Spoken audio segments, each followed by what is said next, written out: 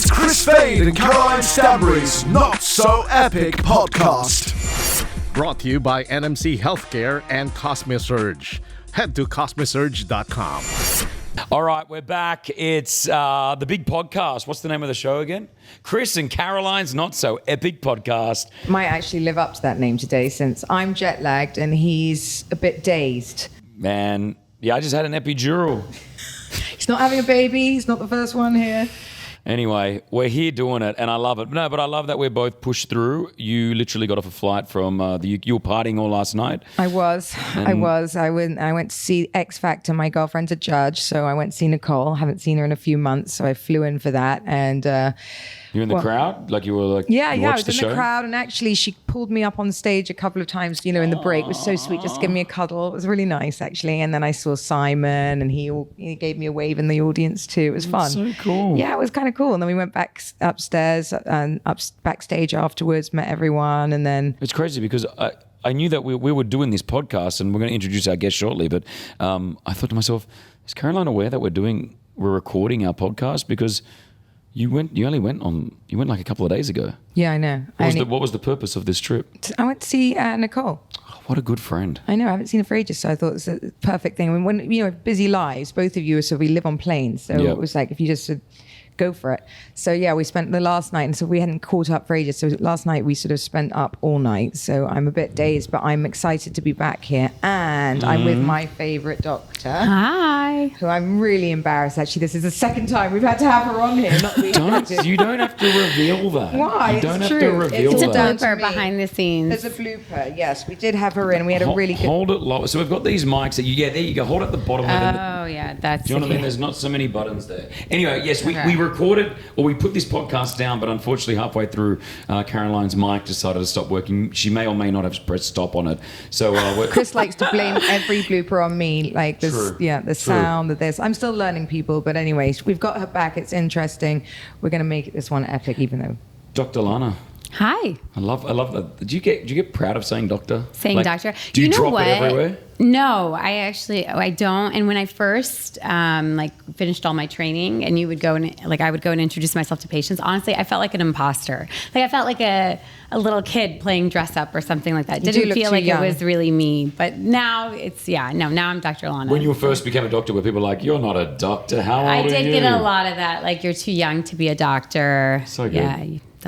Don't you wish your doctor was this hot? Yeah. Well, Don't you I'm wish in the your business doctor? of looking young, though, so it's like part of the job requirement. I have to look young. And I agree with that, by the way. 100%. I can't see someone with bad skin if you're going to them for Yeah. skin. I can't see a dentist with bad teeth. No, terrible. No, Oh, it's the really? same thing. Yeah. So you're a dermatologist? I am a dermatologist. Yeah. So obviously, if you don't know what a dermatologist is, which I know a lot of you do, it's the skin. Yep. Anything to exactly. do with the skin? We are the doctors for skin, hair, and nails. Actually, we do everything on the outside. She actually just looked after my little boys too. Mm-hmm. The joys of going to school. They got warts. Ew. It's very common. Oh my super God. common. Very It's super common. common. And you know what? Did you had to ice them? Yeah, we That's froze it. painful, He was no? so brave, though. But I've got the next one going yet. He may not be as brave. But yes, Zach's a little trooper, but he went off by himself to Lana. He's like, he took me aside later. He goes, "Mummy, you've got to be honest. That really hurts. I don't think Aaron's going to be able to take it." Oh, what a cutie. Is it true they get them from swimming pools? You can get them from a swimming Yeah, pool? Is that because for- you know what happens? Yeah. So basically what happens is warts are viruses that live in the skin, and they're transferred really from like skin to skin contact. And so when you're swimming in the pools, you know, the skin obviously is very damp. And so the protective barrier over the skin is not as good. And so it's much easier for the virus to get in there and to get infected. So pools, gym locker rooms, changing rooms, although I don't know why anybody would walk around the Your locker room girls must have barefoot, had them. but I still. think a while ago, yeah. It's really common. Yeah, it's it's very really common. common, Almost yeah. every kid will have it at some point. But yeah, they're annoying, but nothing dangerous. It just, What sometimes about- they can be stubborn. Is that the best way to get rid of them, just by Yeah, you just icing have to it? freeze them off. Yeah, it really is the only way, which is annoying because number one, it hurts, but then also usually we need multiple sessions. It's hard to get it gone in one, unless So they're really small. Can we talk... Can we just quickly, the reason why I'm a bit zoned out, and I was just talking to Dr. Lana about it earlier on, was I just had an epidural in my neck because I got bad neck pain, right? And so I got they shove obviously, did you have an epidural when you I were did, pregnant? and it was the worst. To be honest, I found the epidural worse than the labor. Yeah. It was awful. I didn't realize how It's horrible. full on And it a big was. knee. And like, I knew that we were Did doing you see the needle? No, I didn't see the Oh, needle. it's like It's major. Yeah, it's not a joke. No. People are afraid of my needles. That's Yeah. a needle to be afraid of. That was like my worst part about the whole experience. Yeah. So Oh, you man. technically you've just had a baby. Well, and when you gosh, think about it's like horrible. maybe don't think about what it is that they're doing, but when you think about it, they're putting this Very long. scary. Like I'm even sitting here, and hopefully I'm going to watch this back and be okay when I'm watching and listening to it back. But I am like zoned out. I think I nearly fainted. I thought I'll go live on Facebook and Instagram for this. So I'm going live on Instagram. My head's through the that little hole there because I've got my stomach. To the mattress, whatever they call it. And then I realized about 4 minutes into the Instagram live, I was like, I think I'm going to faint. So I just waved to the camera, turned it off, and put it down. And I think everything went normal. He got so close into the nerve that I felt the numbness go down my arm. No, it's horrible. I've had it, as I said. I never wish. I don't. The epidural's the most scary thing I've ever seen. That needle. Man. So how big was it? I didn't look at the needle. It's long. Are you It's serious? long. That's yeah, what went because into as you me? go through like the skin, the Yeah. fat, Oh the my muscle, God. the It's long and thick, bone. too. Yeah. And I thought like this is going to be a walk in the park. So I knew that we were doing the podcast 30 minutes after doing this epidural. And as I was driving back, and I thought You to myself, drove yourself as well? Yeah. You shouldn't have done that. I by the know way. I should know. have shouldn't done that. No one told me this. What do you mean? No one told you in that. I mean, that's insanity. Yeah. And when you text, when I saw the thing, because you were like, I'm going to run a bit late. I'm having my epidural in 15 minutes. I'm thinking, do you know what an epidural is? Now I do. Yeah. I've learnt my lesson. Yeah, but you really shouldn't have been Yeah, on the road. but don't drive next time. No, No, I Please know. don't drive. I've learnt my It's really lesson. I've learnt my scary. lesson. That's very scary. Okay, well, that's okay. Enough of me, Dr. Lana. The thing that we wanted to quiz you on a lot of things, and I know that I geez. wanted to quiz you on a lot of things, and that one of the big things was Botox. Okay. Which is such a big thing that obviously everyone does now. Yeah, I think absolutely. before, many years ago, it used to be sort of you wouldn't talk too much about it. Yeah, it was a little hush hush before, but now it's kind of become like a beauty basic. You know, it's Yeah. like I don't know, you get your teeth cleaned and whitened.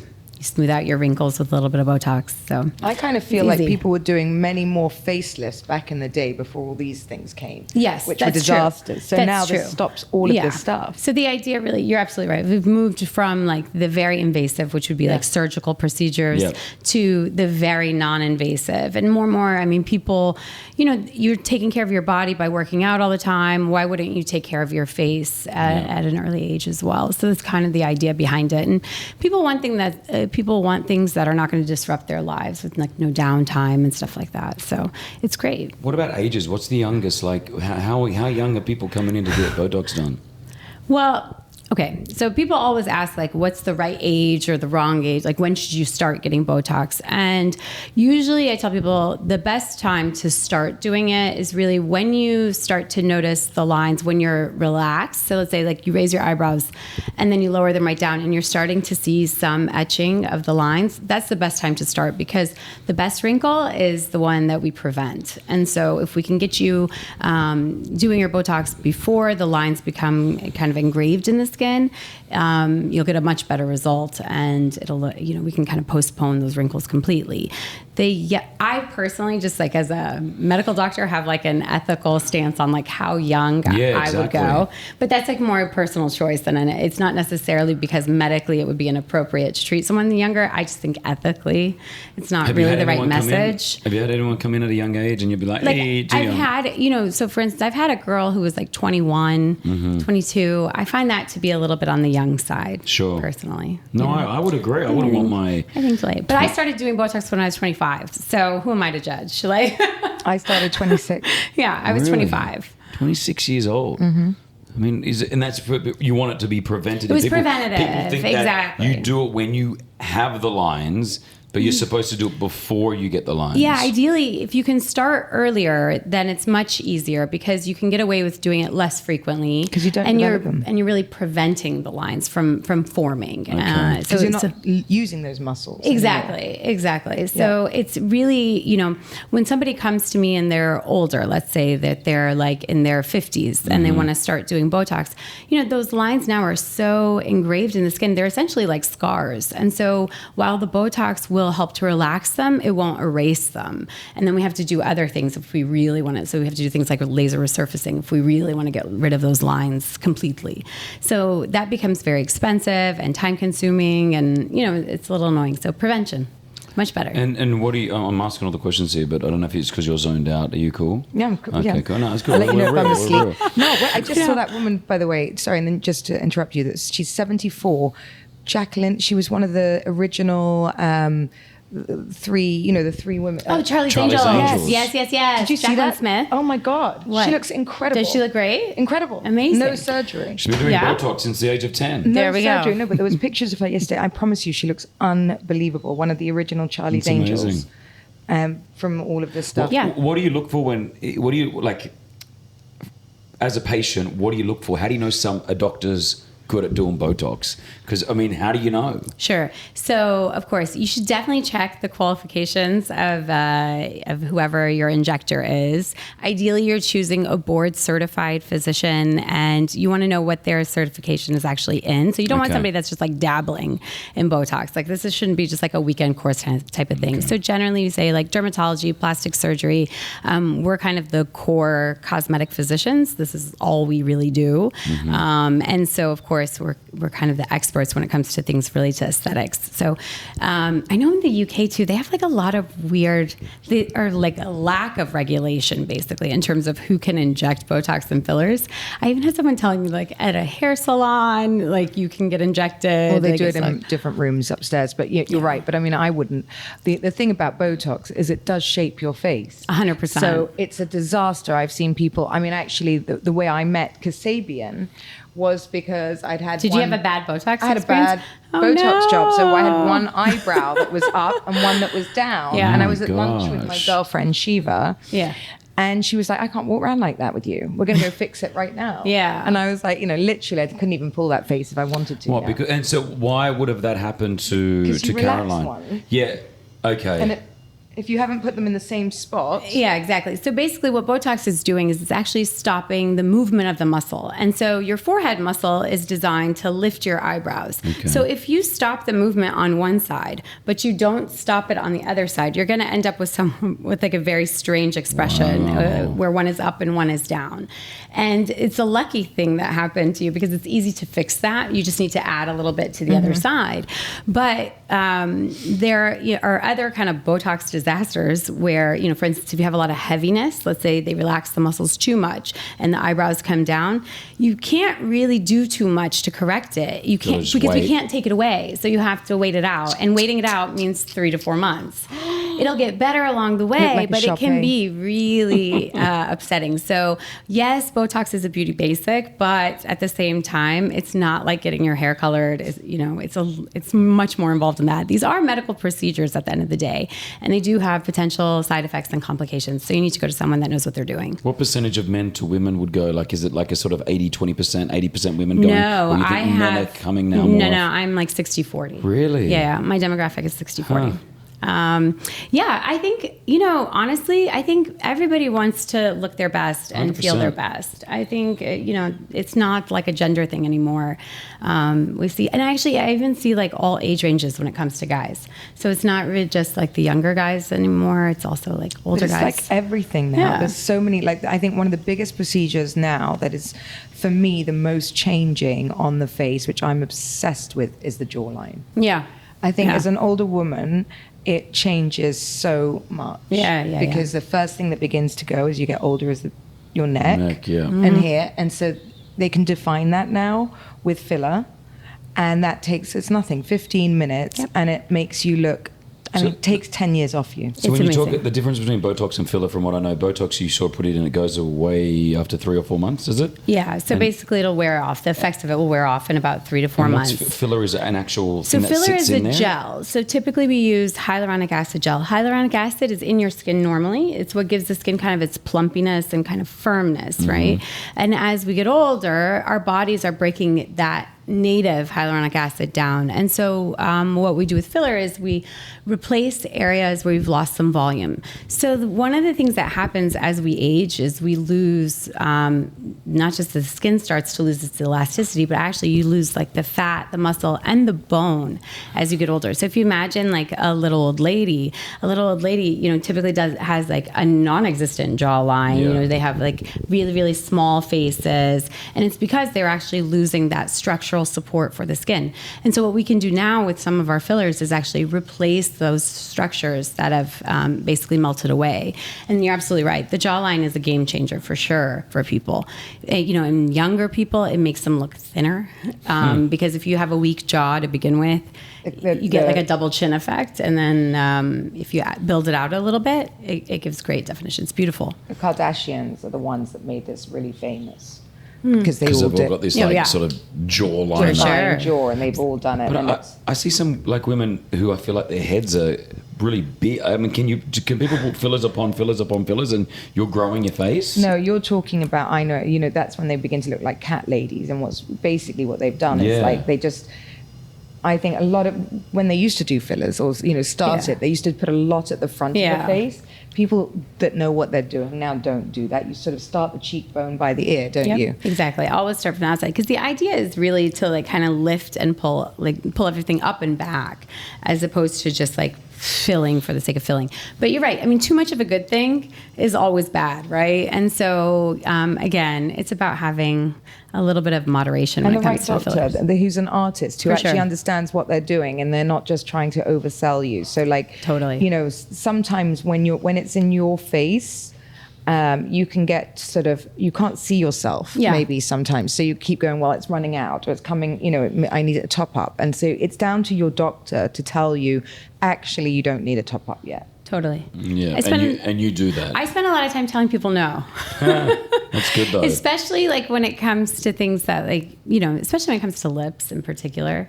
I don't really want somebody, I don't want any of my patients looking abnormal. I don't want any of my patients looking strange. I don't want anybody to look at one of my patients and say, oh my God, what did she do to her face? Yeah. Obviously I want people to say, wow, she looks amazing. Like, what's her secret? No one should really be able to tell where your filler is. And if they can tell, it wasn't done well. It should look supernatural. So I do kind of discourage people from doing things that are over the top, because, part of my job is to advise people on what will look nice and what will look best for their face. Lips are massive right now. Yeah. Don't look at mine. These are actually mine. Are you happy She's genetically Are you happy with your blessed. lips? They're your natural lips. There's nothing in them. No. I did them years ago. Well, no, not the size. I tried the lip line once before my wedding.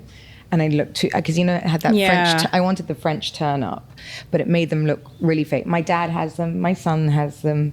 Yeah, we've all got the big lips. I mean, I used to get teased at school a lot. What? Big lips? If we break down in the car, we can use your lips as tires. Oh, seriously? If we don't have a lilo on the pool, we can use your lips to lie on. But now you're all queuing up to have them. It's true. Yeah. It's true. So there. So I can't really imagine you going through like an ugly duckling phase. I just don't buy it. I did. I'll show you. I don't buy it at but all. But also, I was thinking. She's never been. I have. But also, I'm thinking, like now everyone wants them. But, they actually, the one thing I do notice is that they do get bigger. Your lips you see, people think I had them done because they got bigger when I was pregnant. Yeah. Because your blood they do get flow bigger. goes to them. And they got huge. People used to go to my doctor and say, what have you done to her? Because they were big before, now they're ridiculous. And he's like, I would never touch When you're pregnant, you're bigger lips. You get bigger lips. I mean, everything's getting bigger, right? Yeah, sure. So it's Wow, just kind of like lip. general swelling, but for sure, when you're pregnant, for sure your lips get bigger. You'll have more swelling, just like in the same way, like the hands, for instance, like fingers will get bigger. Yeah. And I also Same got thing. this weird thing, like lines. Do you get melasma? Yeah, but Yeah. like this perfect line, but it's split in the middle. The perfect line here, brown line here, and brown line here. So Nice little thought mustache. people thought I tattooed my lips too, and I'm like, yes, I tattooed them and asked them to leave the middle out. No, I didn't get a mustache. My girlfriend got a mustache, a really bad one. It's a nightmare. Yeah, It's a nightmare, like actually. really bad. Not with hair. It's like It's pigmentation. No, I was Yeah, it's watching pigmentation. Botched. I was Yeah. watching Botched, and Okay. some girl wanted to get rid of that. Yeah. That's when you put it in, and what happens to the skin on the lip? No. Like from this, when you get pregnant or with sun, it can just form a dark line on your skin. So you can get like patches of pigmentation of like brown patches basically that show Some up around the women get face. it. They call She it the got it. mask of pregnancy. Yeah, and she got it like literally in the shape of a moustache. Yeah. And she's a beautiful girl. She's a model. It's a nightmare. Beautiful girl. And it's really hard Can to you get get rid rid of. of that? I don't Really know. hard to get rid of. We can, but it takes a lot of effort because basically that type of pigmentation is very light sensitive. So you can't really use a lot of lasers with it because lasers will make it actually come back worse. So it gets better temporarily and then it rebounds worse than before. So we have to do like a lot of peeling, a lot of lightening creams. Luckily, most of the pigmentation that shows up during pregnancy will kind of regress on its own once like your hormone levels normal out. Like that line. But Some people get yeah, on the exactly. The line stomach. on the Yeah. belly button. But when they yeah. say a woman's glowing when she's pregnant, why? Because I believe, no, like one of our friends is pregnant right now and they walk in and her face just looks... No, it's some true. some her people skin do looks glow beautiful for sure. and she's like, for sure. And I was like, it's not just a saying, it's legit. They're glowing. Is there anything going on with the skin? You know what? So your skin is very sensitive to your hormone levels, and so Okay. depending on where your hormones are at, you may see the best skin of your life when you're pregnant. On the flip, though, you also may see the worst skin of your okay. life. Yeah. So I have a Okay. lot of patients who come to me with really severe acne during pregnancy, and unfortunately, like they never had acne prior to their pregnancy. And our treatment options during pregnancy are super limited. So you really have to give it a lot of time and just give birth and wait for everything to kind of normalize for things to get much better. Crazy. I felt Yeah. great. Did but you? Then, yeah, I had That's all lucky. those. I think it was all the prenatal vitamins you yeah, take, yeah, yeah. and then I just had so much energy. Yeah. I think it also varies too, like kind of where you are physically and like in your life when you become pregnant. You know, like obviously, like I think there's like a sweet spot age wise where like your pregnancy is a little bit easier. And you can than, bounce like, back quicker exactly, than bounce being back pregnant quicker. later, closer to the Was 40s. it hard bouncing back? What to my Post-pregnancy? size? Yeah. Just No. everything. Everything. No. No. I was one of those annoying people You that are put my so old annoying. jeans straight back on as You I are walked out. And then you So put photos up annoying. going, hit the gym. This is what Yeah. I've got back. And you're like, No, you I didn't couldn't do you that. I didn't had a nothing. C-section, so I was bedridden. But I had to have one with twins as well. But no, I did get small quickly. But I didn't breastfeed for long. I couldn't do it. Yeah. Not with two. It's Yeah. awful. That's Oh my gosh. Like yeah. a cow. Yeah. No. Wow. Yeah. Yeah, I never thought They're about not that. breasts, they're udders. If you- I'm sorry. I was going to ask a dumb question. No, but I don't milk- have four. No, no. Have you got four though? No, but yeah, milk comes out of both, and Yes. so. But is there usually a better flow from one than another? Like if you were I having didn't really twins, have great flow, but I had to like literally feed one. I'd have one in each arm, Oh my or I'd just God. feed one and the next one would be brought to me. Wow. It And sounds then like a nightmare. It was an actual nightmare. And at that point as well, the thing is, your dignity goes. If there wasn't one person that hadn't seen either my nether Yeah. regions Yeah, or my yeah, breasts, yeah, and I was yeah. like, by that point, I was like, that just my body was not my own anymore. Yeah. My in-laws walked in, and God. everyone thinks that they can just. I mean, I know some women don't mind. Yeah, some of them breastfeeding. don't mind. This is like a hot I topic do. issue. They think, that I they do. should. I don't want everyone walking in when I've got. I'm just at least knock on the door and ask if Yeah. you're welcome. For sure. You know. Yeah, it's a big thing around the world of like Drives me Is nuts. it- women just breastfeeding in Yeah. public. Is it okay? Is it faux? okay? Is it Are people not? allowed to do it? And it really does divide the room. Like some people are like, yeah, this is what humans are. This is what I we should don't be mind doing. if they want to. It's great. I mean, I don't really want to walk into a restaurant and see someone's boob flopped out. But I mean, if that's their thing. But Yeah. just for myself, I'd rather people not. Yeah. Like, gave me a minute. I think that's fair. I Yeah. think it's fair. Can we talk, moving on from Botox and all that, because Yeah. we touched on this earlier on, which is something that one of my friends has, which was psoriasis. Oh, yeah. And then we got talking about it has got to do somewhat with the food that you may be eating as well. Like, have you found that? Psoriasis, what is it exactly? I know that I think Kim Kardashian has it. Yeah, she does. And yeah. what is it exactly? So psoriasis is an autoimmune condition in the skin where you get these red, scaly patches on different parts of the body. And it can be really limited to just like one part of the body and just like a small patch, or it can be really quite extensive. It could be even like your full body. In terms of links with diet, we do know things that are very inflammatory. So kind of, there's a lot of talk nowadays about like anti-inflammatory diets and like staying away from like glutens and sugars Yeah. and dairy. Yeah. Anything that's like pro-inflammatory will stimulate inflammatory diseases like psoriasis. Is it contagious? It's not contagious. It's genetic, but not genetic in the sense that like, oh, your mother had it, so you're definitely going to have it. It's more just like you're born with kind of the predisposition in your DNA to develop it. I didn't realize how bad hers was until, did you see it? She had on her it can be. legs. Yeah, legs on her face and everything. It's amazing how well she covers it. Yeah. I mean, but she's and it doing, comes and goes for people too. She was doing her makeup on her face, and then she had to do her whole legs. To hide the. It was like I feel like is psoriasis, can it look different? It can look different. Yes, absolutely. So it can it can be different from person to person. Some people will just have, a little bit of dryness. Some people will have these huge plaques that are really thick and kind of silvery. It can be actually on patients with psoriasis tend to have like higher rates of depression, and higher rates of suicidality and things like that. Because if you have really extensive psoriasis, it really affects your quality of life. I mean, think about it. Is it itchy? It can be. Most of the time, though, it's really just the flakiness of it, of the dry patches bothers people. And also, they don't like the way that it looks. So, for instance, psoriasis typically shows up like on the knees, the front of the legs, the elbows, and like the arms. Those are like the most common places. Those are places that are very exposed, right? You can't go to the beach, so you can't wear shorts, if someone comes in with psoriasis, what do you do as a dermatologist? We always start first with like topical creams, right? Because we want to do the things that have the fewest amount of side effects to try to, the kind of the least invasive approach. So we start with topical steroids because steroids are anti-inflammatory. So these are creams that patients will use for a few weeks at a time. Okay. And we see how much progress we get. If that doesn't work, then we can start moving towards oral medicines that are designed to kind of dampen your immune response because basically psoriasis is an overreaction of your immune system in the skin. And so what we want to try to do is kind of bring that down and calm things down a bit.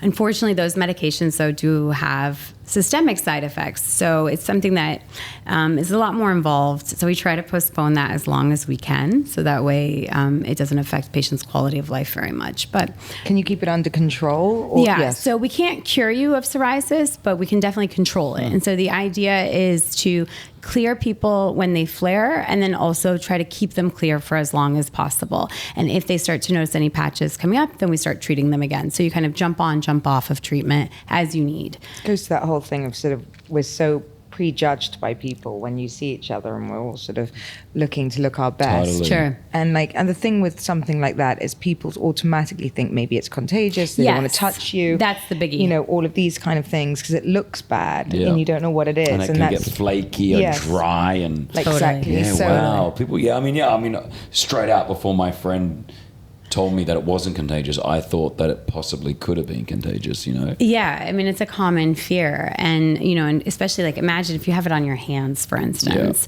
you can't cover that. You can't hide it. It's hard for relationships. Absolutely. Yeah. Absolutely. You see the same thing even with vitiligo. So vitiligo is another autoimmune condition. The skin changes, the difference in color? Yeah, so you lose the pigmentation in the skin. And the most common one of the most common places for vitiligo to show up is the hands and around the mouth and the eyes.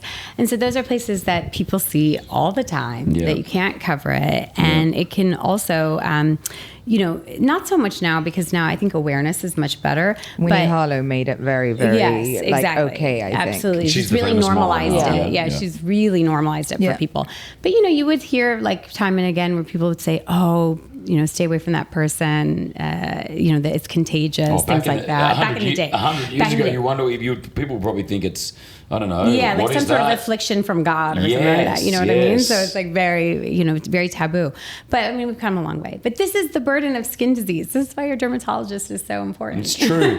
But I think if you don't have any issues with your skin, you never think about it. Until that moment that you have an issue with your skin and you're like, so true. Well, where do I go? What do I do? So true. I mean, I became a dermatologist because I had really bad acne as a teenager. Okay. My dermatologist changed my life. Amazing. Literally changed my life. Amazing. I mean, it gave me like a confidence back again. So much confidence, and I was like, I had bad teenage acne. The teen years you're so vulnerable anyway, and like my derm really changed everything for me. I felt so much better. Let's talk acne then. I mean, going through obviously puberty or being a teenager, the hormones are all changing. You get acne. I remember growing up, the biggest thing was it Royacrine or something like that? Roaccutane, yeah. Was that end up being harmful for us? Was that a bad thing they were giving us? So it's not a bad thing when used appropriately. Again, it's like with anything else. Too much of a good thing is always bad. Okay. So the biggest issues with Roaccutane is that sometimes it's prescribed inappropriately, like especially in the Middle East. It's really prescribed very, very freely. And not everybody who has a pimple or a spot necessarily needs that, right? Sure. So it does require monitoring, where basically you have to see your dermatologist monthly.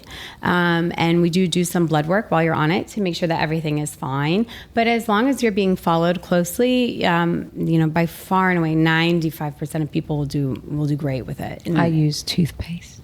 Does toothpaste really work? It does, actually. Does as like it? a spot treatment. I can't believe I'm actually saying that, but yes, it does. It does. Well, what's in toothpaste that makes a pimple go? I don't know, but like overnight, It'll it's dry gone. it. Essentially, it just dries I it. just put it on when I go to bed, and by the morning it's gone. Yeah. Any type of toothpaste, or do I need to choose Any type of toothpaste, but I think it's better with like the creamy ones, not like the jelly ones. I use my Colgate. There I just you go. shove that on. Okay. Dries out. See? Because that's another thing. Growing up as a teenager, if you got acne, man, you get bullied at school. Like, Yeah, exactly. It's It's so horrible. hard. It's so hard. Kids are so nasty as well. It's awful. So what was the other thing that they used to promote? There was something huge that they promoted. If you had acne, you Clearasil. No. It was stronger than Clearasil. They sell them in vending machines Oh, now. Proactive. That was huge. Every celebrity under the sun. Well, that's still Proactive. going. They are like they've done a phenomenal job. They've basically taken the same ingredients that are in every other acne cream and packaged it What? and marketed it in such a brilliant way. Yeah, Jessica But it's- Simpson. they were doing it. She was Yeah. like their first Yeah. celebrity endorsement. Yeah. And it was like back in the day when people were doing like infomercials, basically. I think Nicole's But, done it. What? She used promoted Proactive. it? She is. Yeah. I mean, they really thought got she it did in a the commercial, hands of maybe not. all the right people to really spread their message. And they've done a phenomenal job. They built a huge business off Yeah. of it. But Tell me that. So it does work. I mean, but you can also get I'm it. just going to go and repackage my toothpaste. Yeah, exactly. Yeah, people would buy it. Put 100%. toothpaste in there. The next thing you know, Right? you're saying it's something brand new and it smells like It's toothpaste. like your though. spot-free serum. That's what we'll call it. Yeah, something exactly. like that. If you want to see Dr. Lana, Cosmesurge is where Yes, you're at. I work at Cosmesurge. Is there a certain location? I'm within? only in the Marina location. Look at you, so only you the come, Marina. come check out the view. We've got a gorgeous view. We're on the 33rd floor overlooking Skydive Dubai and Amazing. Atlantis and everything. It's beautiful. I mean, she does so many great things. Like I always do you ever had a PRP facial? I don't know.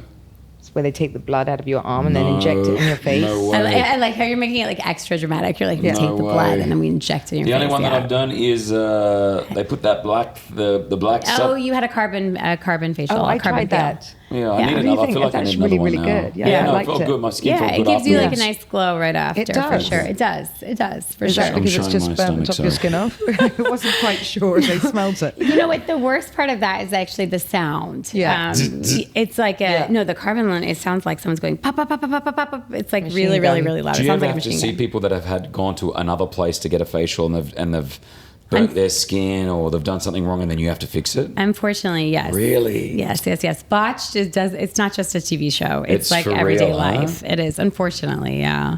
Scary. How do you know? Like, do you look at the place and see if it looks legit? The I guy mean, that you're talking to, or the girl that you're so talking, doctor that ideally, you're talking to? going to a place where, like they are very forthright with their credentials.